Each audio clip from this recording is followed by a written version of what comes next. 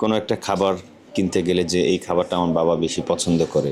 তুমি আছো বলে আজ বুঝি না পৃথিবী কত কঠিন।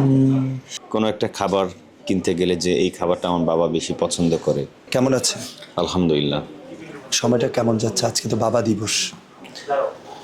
প্রতিদিন সবার একরকম যায় না, আজকের দিনটাও একটু ব্যতিক্রম।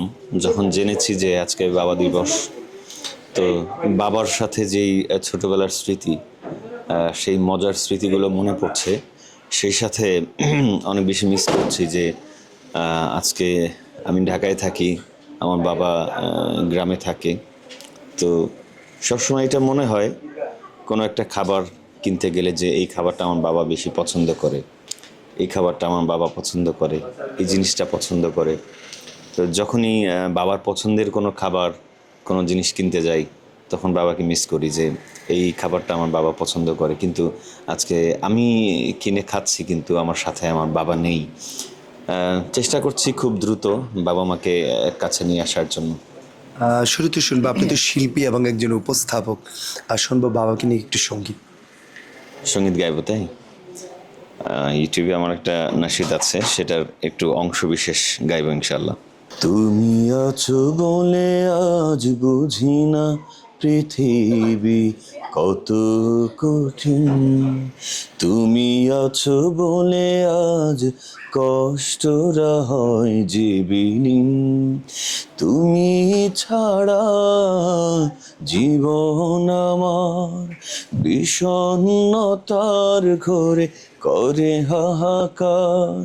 তুমি ছাড়া জীবন আমার বিষণ্ণতার ঘরে করে হাহাকার।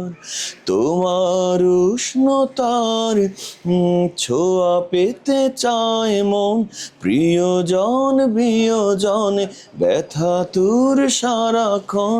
তুমি ছাড়া চাই না ভুবন। ও বাবা, ও বাবা, ও বাবা, ও বাবা, ও বাবা, ও বাবা, ও বাবা, ও বাবা। বাবার কোন স্মৃতিটা এখন বেশি মনে পড়ছে এই মুহূর্তে?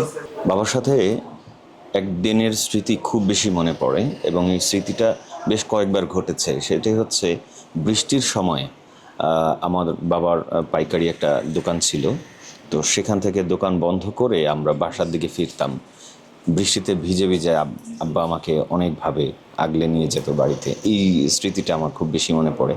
আরেকটা বিষয় বলবো যে আল্লাহ যদি আমাকে কখনো কোটি কোটি টাকা দেয়, মানে লক্ষ লক্ষ টাকা দেয়, আমি সবসময় আল্লাহকে বলি, আল্লাহ এমন সময় তুমি আমাকে লক্ষ লক্ষ টাকা দিও যখন আমার বাবা মা আমার পাশে থাকবে। আমার লক্ষ লক্ষ টাকা হলো, কিন্তু আমার বাবা মা আমার পাশে নেই, আমি ওই টাকা দিয়ে কি করব? এজন্য বলি, যদি আল্লাহ আমাকে কখনো হাজার কোটি টাকার মালিক বানায়, যে টাকাগুলো আমার বাবা মা দেখতে পারবে, আমার বাবা মায়ের পেছনে আমি খরচ করতে পারবো, আমার বাবা মা যেটা পছন্দ করে, যেটা চায়, আমার বাবা মায়ের কোনো অভাব যেন কোনোভাবেই ছুতে না পারে, ওই একটা অবস্থায় আল্লাহ যদি আমাকে দেয়, ওই জন্য বাবা মা থাকতেই দেয়। আপনি তো একজন আবৃত্তি শিল্পী, আপনার কাছ থেকে একটু কবিতা আবৃত্তি শুনতে চাই বাবাকে নিয়ে। ইনশাল্লাহ।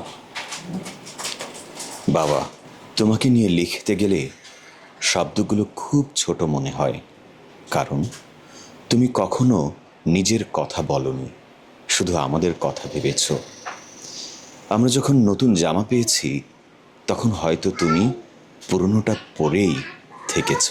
আমরা যখন নিশ্চিন্তে ঘুমিয়েছি, তখন তুমি ভবিষ্যতের চিন্তায় জেগে থেকেছ।